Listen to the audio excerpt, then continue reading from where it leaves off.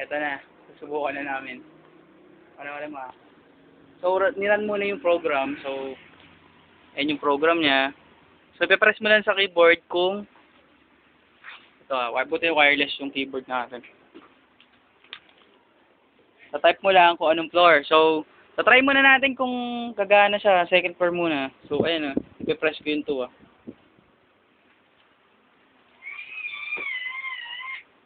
di ba? Second floor siya. So, pag gusto niyang bumalik sa taas, ipipress mo lang siya ulit.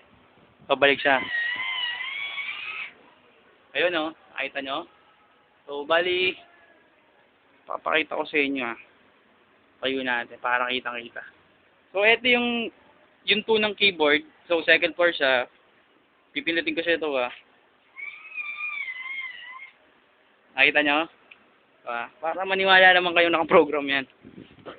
Babalik ulit siya sa taas. Ayan. So, try naman natin yung third floor. Eto number 3. Kita yan Tapos, ayun yung computer box ko nagagagat. Wireless yung keyboard namin. Mahirap lang kami.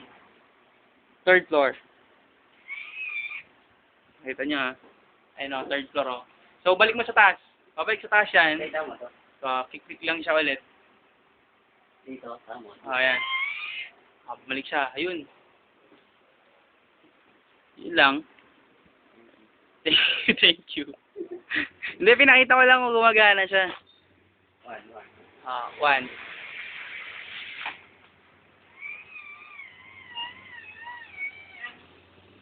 Ayan yung 1.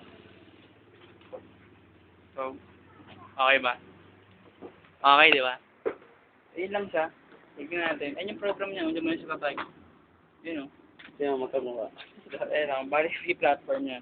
Kung ilang floor siya. Automatic siya nagpupunta doon.